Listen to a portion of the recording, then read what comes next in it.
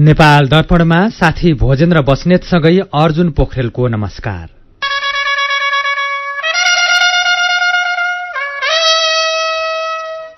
पालिका चुनाव 2079 अब 2 दिन बाँकी।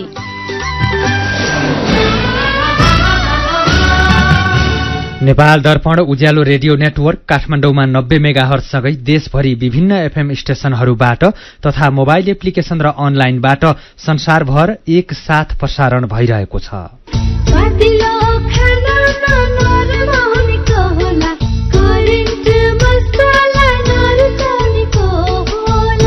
नेपाल दर्पणको साथमा करेन्ट मसला र करेन्ट चिया, स्वादको झट्का।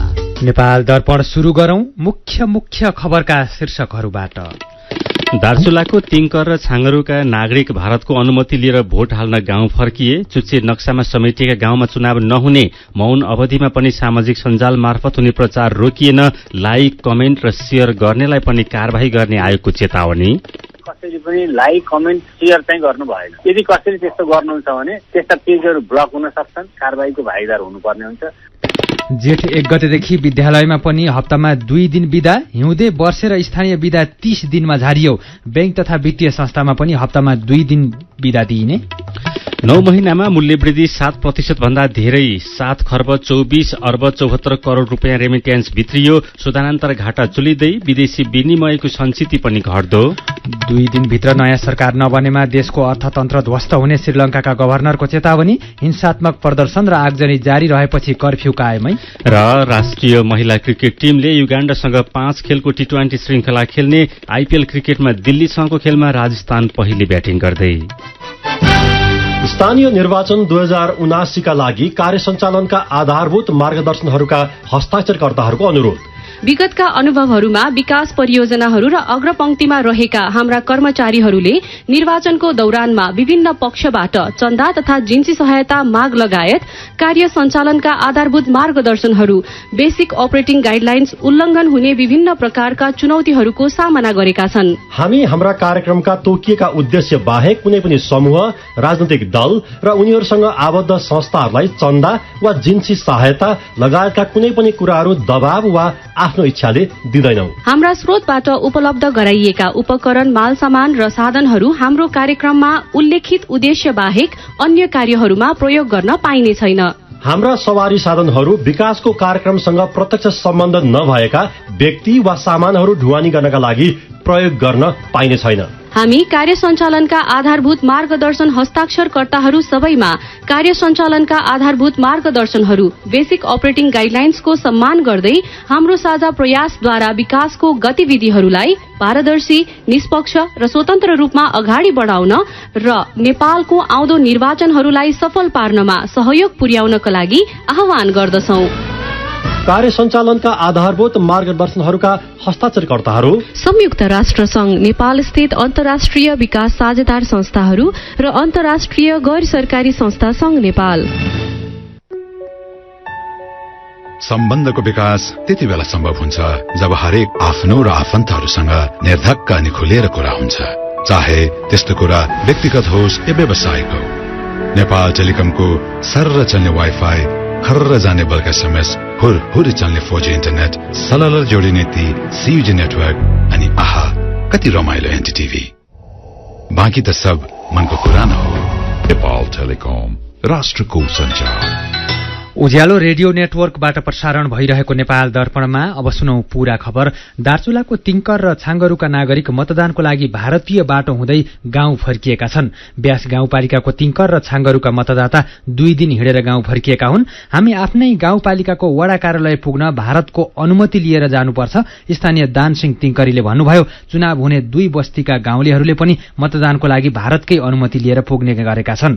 हिमपात र जाडो छल्न तिङ्कर र छाँगरुवासी कार्तिकको अन्त्यतिर गाई वस्तु सहित बेसी झर्छन् र जेठको पहिलो हप्ता गाउँ फर्किन्छन्। अहिले गाउँमा आलु, कोदो, फापर लगायतका बाली लगाउने मौसम हो। चुनावका कारण नियमित बस्ने भन्दा धेरै मानिस गाउँतर्फ उक्लिएका छन्। सरकारले चुनावमा खटिने कर्मचारी, सुरक्षाकर्मी र निर्वाचन सामग्री गएको शनिबार हेलिकप्टर मार्फत पठाएको थियो, तर सामान्य मानिसको ओहोदोहोर भने निकै कष्टकर रहेको छ। छाँगरुको कैलाशपति आधारभूत विद्यालय मतदान केन्द्रमा 375 र तिङ्करको महिला संघ आधारभूत विद्यालयको केन्द्रमा 231 जना मतदाता रहेका छन्। सरकारले जारी गरेको नयाँ नक्सामा समेटिएको भूगोलभित्र नाभी, गुन्जी र कुटी गाउँ पनि पर्दछन्। तर नाभी, गुन्जी र कुटीका नागरिक नेपालको मतदाता नामावलीमा नसमेटिएका कारण यो पटक पनि चुनावमा सहभागी हुने अवस्था नरहेको जिल्ला निर्वाचन अधिकृत प्रदीप सिंह धामीले जानकारी दिनुभयो। 2062-63 साल अघिसम्म सदरमुकाम खलङ्गाबाट छाङ्गरू र तिङ्कर पुग्न नेपालकै घोरेटो बाटो थियो। गाउँ आउजाउ र बसाइसराई नेपालकै भूमि भएर हुने गरेको थियो। तर त्यसपछि बैतडी, दार्चुला, तिङ्कर घोरेटो बाटो पुनर्निर्माण नहुँदा थातथलो पुग्न हरेक वर्ष भारतीय बाटोको प्रयोग गर्नु परेको छ। तिङ्कर र छाङ्गरूका नागरिक नेपाल भारत जोड्ने झोलुङ्गे पुलबाट भारत प्रवेश गरी छाङ्गरूको सीता पुलबाट महाकाली नदी पार गरेर आफ्नो गाउँ पुग्ने गरेका छन्। पालिका चुनावको लागि गएरातीदेखि मौन अवधि चलिरहेको छ। यो समयमा दल तथा उम्मेद्वारले मत माग्ने र मतदातालाई प्रभावित पार्ने विषयसँग सम्बन्धित कुनै पनि क्रियाकलाप गर्नु हुँदैन। भौतिक रूपमा नारा, जुलुस, भेला, र्याली लगायत गतिविधि निकै कम भए पनि सामाजिक सञ्जाल मार्फत हुने प्रचार भने रोकिएको छैन। Facebook, Twitter, Instagram, Viber, TikTok लगायतका सामाजिक सञ्जालमा डलर तिरेर स्पोन्सर गरेका प्रचार सामग्री प्रशस्तै भेटिन्छन्। यस्ता सामग्रीमा लाइक, कमेन्ट र शेयर गर्न पनि नपाइने आयोगले बताएको छ। तर अहिले प्रचार सामग्रीमा लाइक, कमेन्ट र शेयर गर्नेहरू छ्यापछ्याप्ती भेटिन्छन्। आयोगले गएराती 12 बजेदेखि अघि नै स्पोन्सर गरिएका सामग्री निष्क्रिय बनाउन वा हटाउन निर्देशन दिएको थियो। तर सामाजिक सञ्जालका भित्ता दल र उम्मेद्वारका प्रचार सामग्रीले भरिएका छन्। साथै मदन पौड्यालले मौन अवधिमा के गर्नुहुन्छ, के गर्नु हुँदैन भनेर निर्वाचन आयोगका सहप्रवक्ता सूर्यप्रसाद अर्याल सोध्नु भएको छ। मौन अवधिको त शब्दबाटै मौनताको कुरा अपेक्षा गरेको हुन्छ। यसमा चाहिँ राजनीतिक दल उम्मेद्वारहरूले कुनै प्रकारको प्रचार प्रसार गर्न पाइन्न। आमसभा, जुलुस, कोण सभा, छलफल, बैठक त्यस्ता खालका कुनै पनि प्रकारले मत माग्ने अथवा कसैको मत बिगार्ने हिसाबले प्रचार प्रसार कामहरू गर्न पाइएन, पहिलो कुरो। दोस्रो कुरो, मतदान केन्द्रको जुन क्षेत्र तोकिएको हुन्छ 300 मिटरको, त्यसको वरिपरि कुनै पनि प्रकारका प्रचार सामग्रीहरू देखिनुहुन्न, तिनलाई हटाएको हुनुपर्छ। र साथसाथै यस अवधिमा कुनै पनि सामाजिक सञ्जालका पेजबाट, चाहे त्यो फेसबुक होस्, चाहे टिकटक होस्, चाहे ट्विटर होस्, व्हाट्सएप, कुनै पनि फेसबुकबाट अथवा सामाजिक सञ्जालबाट कसैको पक्षमा मत माग्ने, कुनै उम्मेद्वारको पक्षमा समर्थन गर्ने अथवा कसैको विरुद्धमा चाहिँ द्वेषपूर्ण अभिव्यक्ति, दुष्प्रचार गर्ने अथवा कुनै प्रसङ्गका चाहिँ सामग्रीलाई तोडमरोड गरेर प्रसारण गर्ने, कमेन्ट गर्ने, डिसलाइक गर्ने, लाइक गर्ने, पोस्ट गर्ने काम चाहिँ पूर्णतः चाहिँ बन्देज गरिएको छ। त्यो गर्न चाहिँ पाइँदैन। जस्तो हो, मैले यहीँनिर जोडेँ, जस्तो यस अगाडि नै चाहिँ सामाजिक सञ्जालमा पोस्ट भएका छन्, शेयर भएका छन्, लाइक भएका छन् र यो मौन अवधिमा चाहिँ गर्नु हुँदैन भनेर भनिरहँदाखेरि ठ्याक्कै अब यसभन्दा अगाडिको हकमा के हुन्छ जुन अब बुस्ट गरिएको छ, प्रचार प्रसार गरिएको छ? अब जसरी चाहिँ मतदान केन्द्रका वरिपरिका सामग्रीहरू हटाइन्छ, डाइरेक्ट त्यसरी पोस्ट गरिएका सामग्रीहरू उहाँले हटाउनु पर्यो अथवा आर्काइभमा पठाउनु पर्यो। र अब चाहिँ कसैले पनि लाइक, कमेन्ट, शेयर चाहिँ गर्नु भएन। त्यो पूर्णतः बन्देज छ। यदि कसैले त्यस्तो गर्नुहुन्छ भने आयोगमा एउटा टास्क फोर्स गठन छ, जसमा साइबर ब्युरोको प्रतिनिधि समेत हुनुहुन्छ। त्यस्ता पेजहरू ब्लक हुन सक्छन्, ती ट्र्याकिङमा पर्छन्, ती मोनिटरिङमा पर्छन्। र यदि कसैले गम्भीर प्रकृतिको चाहिँ यो साइबर ब्युरो आकर्षित हुने खालको अपराध गरेमा अथवा त्यस्ता खालका काम कारबाही गरेमा चाहिँ आयोगले साइबर ब्युरोलाई अनुरोध गरेर उहाँ कारबाहीको भागीदार हुनुपर्ने हुन्छ। त्यसैले हामीले पटक पटक अनुरोध गरेका छौँ कि सोसल मिडियाबाट कुनै पनि प्रकारको कसैको पक्ष वा विपक्षमा त्यस्ता खालका चाहिँ सामग्री अब कहीँबाट पनि प्रसारण चाहिँ गर्ने चाहिँ काम नगरौँ। हो, भनेपछि अब यस्तो अवस्थामा भइहाल्यो र तपाईँहरूको अनुगमन संयन्त्रले पनि भेटाइहाल्यो भने चाहिँ के कारबाही हुन्छ त? ती चाहिँ अब कारबाहीको दायराभित्र पर्छन्। त्यसलाई साइबर ल आकर्षित हुन्छ, मिडिया ल भन्दा पनि साइबर ल आकर्षित हुन्छ। त्यस्ता पेजहरू ब्लक हुन्छन्। त्यस्ता कार्य पटक पटक अथवा भन्दाखेरिमा पनि ट्र्याकिङ गर्दाखेरिमा कसैले चाहिँ उहाँहरूलाई एलर्ट गरेर चाहिँ कारबाही हुन सक्छ, हटाउनुहोस् भन्दा पनि यदि अटेरी गर्ने चाहिँ त्यस्ता खालका फेसबुक होल्डरलाई त्यो साइबर ल अनुसार चाहिँ कारबाही गर्न आयोगले अनुरोध गर्छ। उहाँ हुनुहुन्थ्यो निर्वाचन आयोगका सहप्रवक्ता सूर्यप्रसाद अर्याल। फेरि पनि चुनावकै प्रसंग, भोट हाल्न जाँदा आफ्नो मतदाता परिचय पत्र वा परिचय खोल्ने कागजात लिएर जान निर्वाचन आयोगले अनुरोध गरेको छ। मतदाता नामावलीमा नाम भएका मतदाताहरूले मतदाता परिचय पत्र, नागरिकता, राष्ट्रिय परिचय पत्र, राहदानी वा जग्गा धनी पूर्जाको सकल प्रमाणपत्र मध्ये कुनै एक लिएर जान आयोगले अनुरोध गरेको छ। मतदाताले देखाएको परिचय पत्रलाई अन्तिम मतदाता नामावलीसँग भिडाएर एकिङ गरेर मतदान गर्ने व्यवस्था मिलाउन आयोगले निर्वाचन अधिकृतहरूलाई निर्देशन दिएको छ। यस्तै आयोगले भोट हाल्न जाँदा मोबाइल क्यामेरा लगायत फोटो खिच्ने सामग्री, सलाई, लाइटर जस्ता प्रज्वलनशील वस्तु पनि नलैजान भनेको छ। दाङको तुलसीपुर उपमहानगरपालिका वडा नम्बर 17 को अध्यक्षका उम्मेद्वार स्वर्गीय लबरू चौधरीका छोरा प्रदीप चौधरीले वडा अध्यक्ष पदमा उम्मेदवारी दर्ता गराउनु भएको छ। अध्यक्ष पदको उम्मेद्वार लबरू चौधरीको गएको मंगलबार उपचारको क्रममा ज्यान गएपछि उहाँको छोरा प्रदीपलाई एमालेले उम्मेद्वार बनाएको हो। ज्यान गुमाएका उम्मेद्वार बाहेक अरू उम्मेद्वारको यस अघिकै उम्मेदवारी यथावत रहेको छ। जेठ 3 गते मतदानको समय तोकिएको छ। वडा नम्बर 17 को चुनाव भएपछि मात्रै तुलसीपुरमा मतगणना हुनेछ। यसैबीच दैलेखमा मतगणना स्थलमा प्रवेश अघि जाँड रक्सी खाए नखाएको जाँच गरिने भएको छ। 11 वटै पालिकाका मतगणना स्थलमा जाँड रक्सी खाए नखाएको जाँच गर्ने मेसिन ब्रेथलाइजरको व्यवस्था गरिएको प्रमुख जिल्ला अधिकारी हरिप्या कुरेलले जानकारी दिनुभयो। सीधा कुरा प्रश्न विचार यो हो उज्यालो रेडियो नेटवर्क काठमाडौँमा 90 मेगाहर्ज। नेपाल दर्पणमा खबरको सिलसिला बाँकी नै छ, सुन्दै गर्नुहोला। ल 1 के सामान बेचेको हो 1 भन्दैछौ त? सानीमा ब्याङ्कमा 1 राखेपछि 2 हुने मुद्दती खाता भनेको क्या? ए सानीमा डबल धमाका मुद्दती खाता पो भनेको हो नि। यो डबल धमाका मुद्दती खातामा 6.5 वर्षमा नै निक्षेपमा राखेको रकम दोब्बर हुन्छ। अनि 1-2 भएन त? अनि बिचमा पैसा चाहियो भने के गर्ने थाहा छ त? किन थाहा नहुनु, आफूलाई चाहिएको बेलामा निक्षेपको 90% सम्म कर्जा लिन पाइन्छ। साथै निशुल्क क्रेडिट कार्ड पनि लिन सकिन्छ। ओहो, यो त सबैलाई सुनाउनु पर्ने कुरा पो हो त। म पनि विदेशमा कम ब्याज दरमा निक्षेप राख्ने छोरीलाई आजै सानीमा डबल धमाकामा पैसा राखी यो मौका नगुमाउनु भनिहाल्छु ल। अनि दाइ छर छिमेकीहरू चाहिँ यो मौकाबाट छुट्लान् नि? त्यो त म भनिहाल्छु नि। आजै खोलौं कम निष्क्रिय कर्जा भएको सानीमा ब्याङ्कमा डबल धमाका मुद्दती खाता।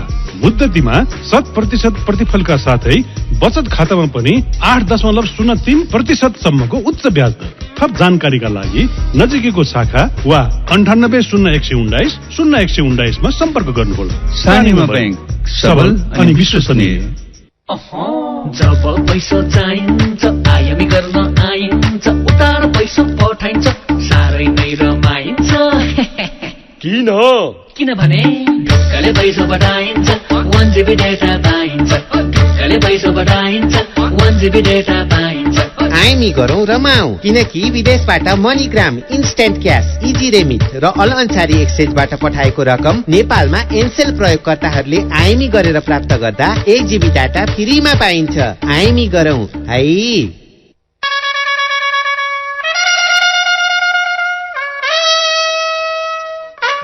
चुनावी मौसम र चुनावका दिनको मौसम, चुनावी वातावरणबारे प्रमुख पालिकाहरूबाट ताजा जानकारी।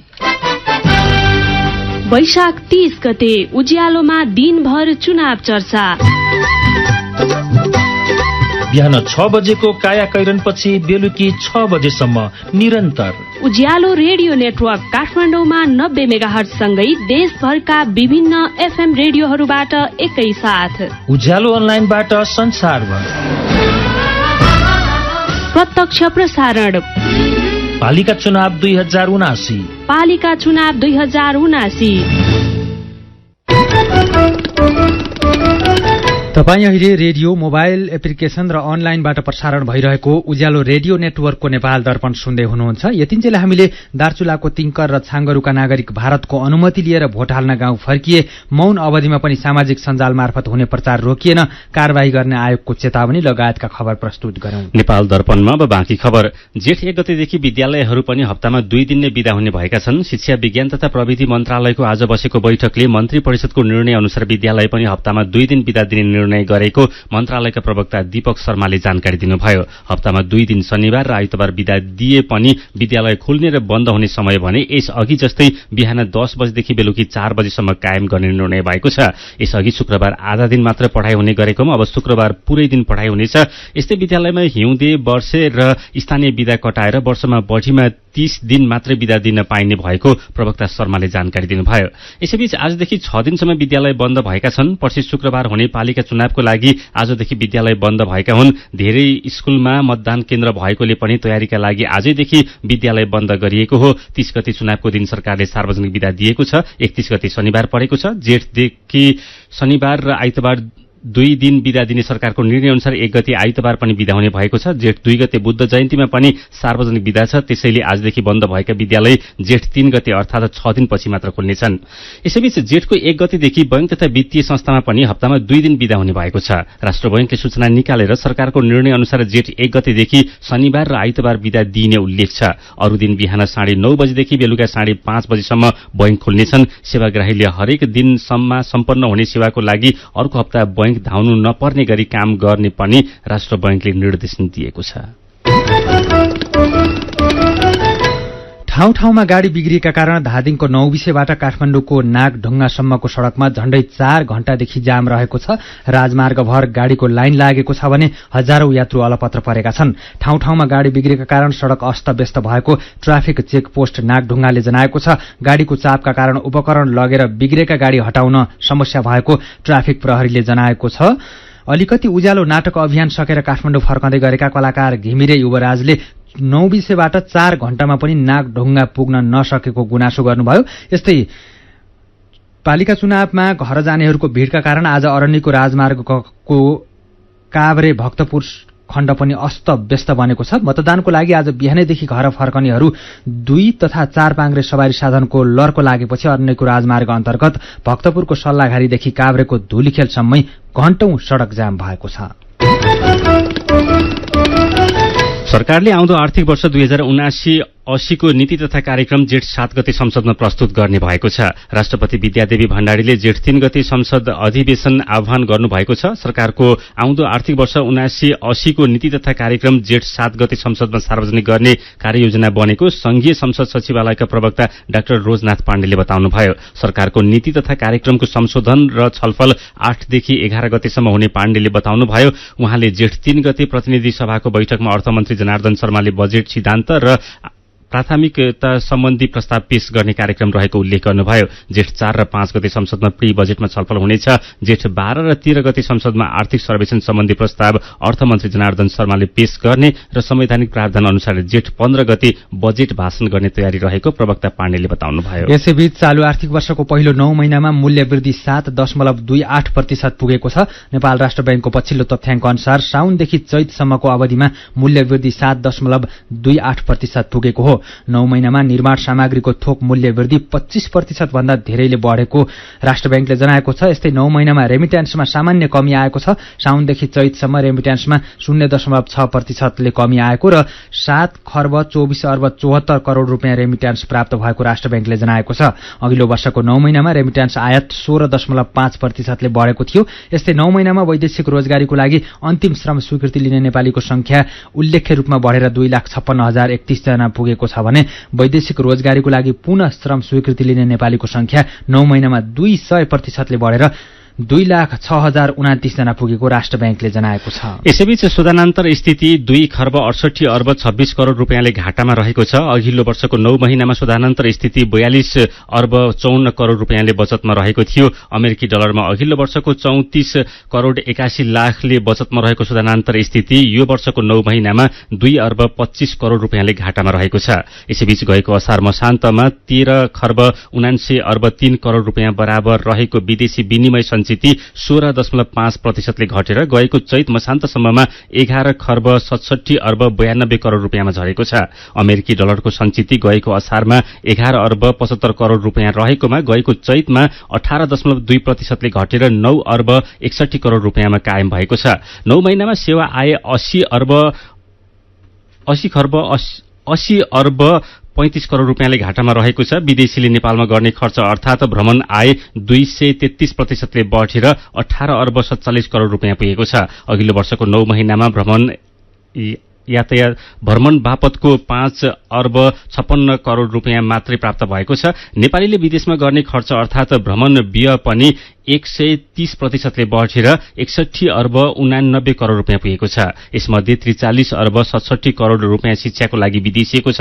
गएको वर्ष 9 महिनामा 26 अर्ब 85 करोड़ रहेकोमा शिक्षातर्फको व्यय 21 अर्ब 17 करोड़ रुपियाँमा आएको छ। काठमाडौँबाट धनगढीका लागि उडेको श्री एयरलाइन्सको जहाजको इन्जिनमा समस्या देखिएपछि काठमाडौँ फर्काएर सुरक्षित अवतरण गराइएको छ। काठमाडौँबाट 25 नटिकल माइल अर्थात झण्डै 47 किलोमिटरको दूरीमा पुगेपछि जहाजको बायाँ इन्जिनले काम गर्न छाडेको संकेत दिएको थियो। त्यसपछि पाइलटले जहाजलाई काठमाडौँ फर्काएर सुरक्षित अवतरण गराएका हुन्। जहाजमा यात्रु र चालक दलका सदस्य गरी 87 जना व्यक्ति सवार रहेका श्री एयरलाइन्सका प्रबन्धक अनिल मानन्धरले उज्यालोलाई जानकारी दिनुभयो।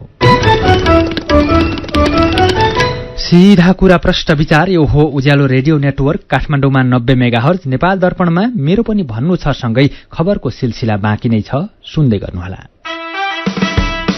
सबै बचत खाता हेल्दी, सबै बचत खाता हेल्दी, सबै बचत खाता हेल्दी।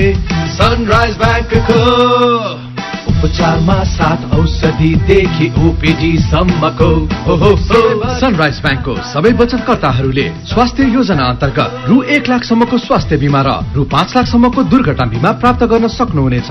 साथै भारत, सिंगापुर र थाइल्याण्डका विभिन्न अस्पतालमा गरिएका उपचार खर्चमा समेत स्वास्थ्य बिमा लिन सकिनेछ। सनराइज ब्याङ्क, हामी सँगसँगै। जहाँ जता रहे पनि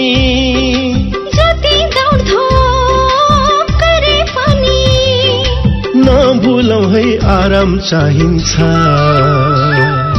त्यसका लागि क्लासिक म्याट्रिस छ, त्यसका लागि क्लासिक म्याट्रिस छ। हो बिहानदेखि साँझसम्मको काम र थकानबाट हामीलाई विश्राम पनि चाहिन्छ। आरामदायी निन्द्रा र ताजा बिहानीका लागि क्लासिक म्याट्रिस, क्लासिक इन्डस्ट्रिज प्राली। थोरै बचत धेरै कायदा, बीमाका छन् फाइदै फाइदा। सरकारी स्वामित्व र बीमाको क्षेत्रमा विश्वसनीय नाम राष्ट्रिय बीमा संस्थान। जीवन बीमाका लागि आजै राष्ट्रिय बीमा संस्थान रामशाहपथ काठमाडौँ वा नजिकैको शाखामा सम्पर्क गरौं। मिठो मिठो खानाले सबको मन नाचोला, स्वादिलो खानामा नरम हुनेको होला, करेन्ट मसलामा बनेको, करेन्ट मसला नरुसाउनेको होला। Hygienic, tasty and fresh Trimurti industries private limited Rupandehi बुटवलद्वारा उत्पादित करेन्ट चिकन मसला, सब्जी मसला, चाउमिन मसला, मोमो मसला, चाट मसला, गरम मसला र अन्य विभिन्न मसलाहरू। करेन्ट मसला, स्वादको झट्का।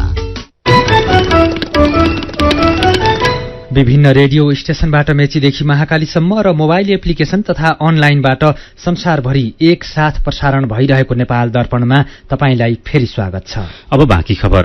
पानी नपरेपछि जाजरकोट, रुकुम पश्चिम र डोल्पाका किसानले मकै बाली लगाउन पाएका छैनन्। सिंचाई सुविधा नभएका कारण आकाशे पानीको भरमा मकै खेती गर्दै आएका किसानले वैशाखको अन्तिमसम्म पनि मकै रोप्न नपाएका हुन्। पहाड़ी भूभागका साथै भिरालो जमिन भएका कारण नहरको पानीले सिंचाई गर्न मुस्किल छ। पाइपमा पानी लगेर सिंचाई गर्न सकिने भए पनि पाइपको अभावमा सिंचाई गर्न नसकिएको नलगाड नगरपालिका वडा नम्बर 8 का शेरबहादुर खत्रीले बताउनुभयो। पछिल्लो 24 घण्टामा थप 21 जनामा कोरोना भाइरसको संक्रमण पुष्टि भएको छ। पीसीआर र एन्टिजेन गरी 3788 जनाको नमूना परीक्षण गर्दा 21 जनामा संक्रमण पुष्टि भएको स्वास्थ्य मन्त्रालयले जनाएको छ।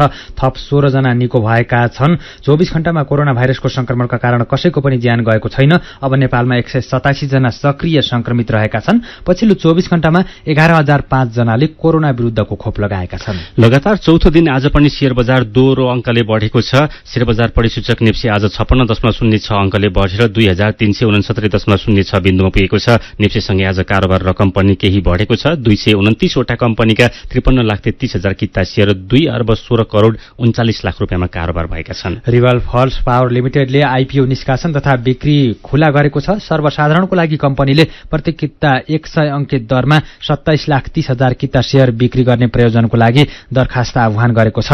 निष्कासित शेयरमा लगानीकर्ताले आजदेखि छिटोमा आउँदो जेठ 4 गतेसम्म न्यूनतम 10 कितादेखि अधिकतम 1 लाख कितासम्म आवेदन दिन पाउनेछन्। मेरो पनि भन्नु छ। जेठ 1 गतेदेखि विद्यालयमा पनि हप्तामा 2 दिन बिदा हुने सम्बन्धी खबर उज्यालोमा पढेर महेन्द्र राई लेख्नुहुन्छ।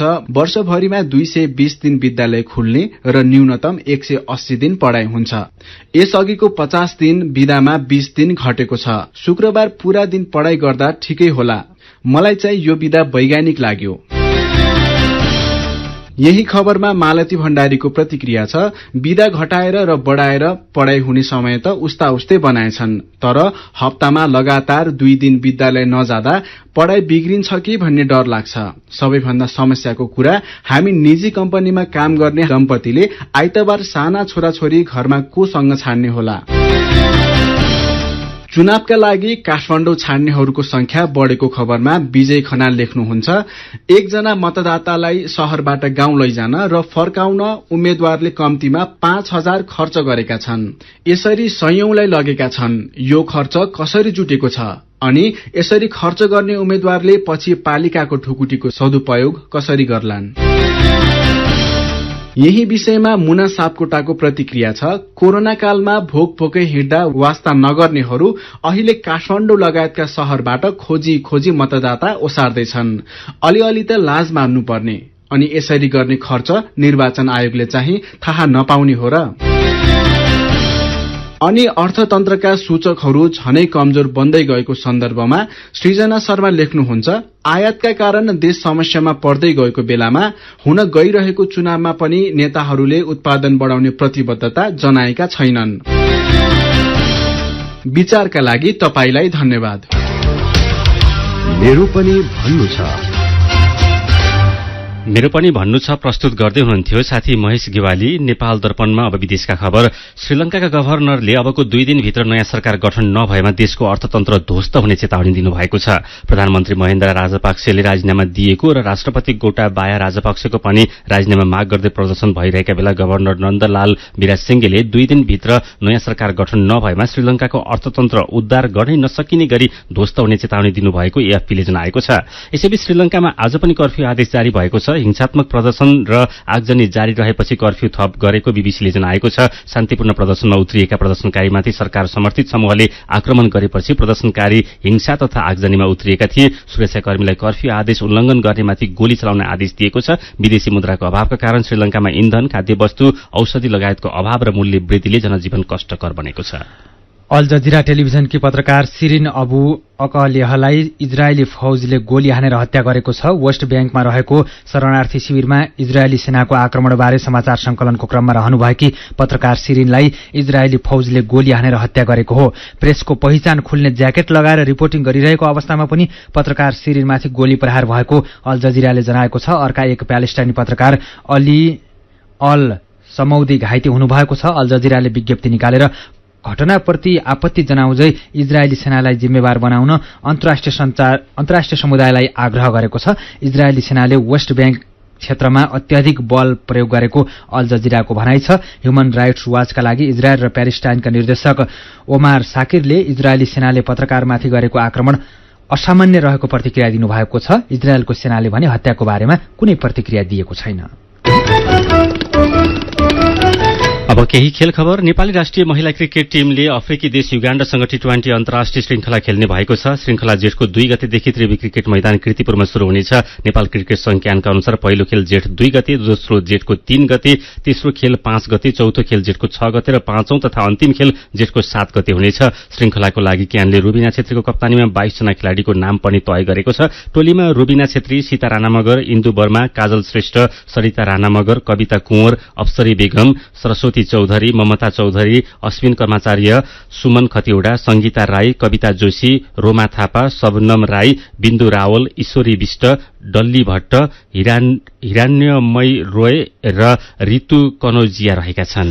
र इन्डियन प्रिमियर लिग आइपीएल क्रिकेटमा अहिले राजस्थान रोयल्स र दिल्ली क्यापिटल्स खेलिरहेका छन्। मुम्बईमा दिल्लीले टस जितेर फिल्डिङ रोजेपछि राजस्थानले पहिले ब्याटिङ गरिरहेको छ। ताजा अवस्थामा राजस्थानले 8 ओभर 2 बलको खेल सकिँदा 2 विकेट गुमाएर 58 रन बनाएको छ। राजस्थान 11 खेलमा 14 अङ्कका साथ तेस्रो स्थानमा छ। समान खेलमा 10 अङ्क जोडेको दिल्ली 5औं स्थानमा छ। यसअघि हिजो भएको खेलमा लखनऊ सुपर जायन्ट्सलाई हराउँदै गुजरात टाइटन्स प्लेअफमा प्रवेश गरेको छ।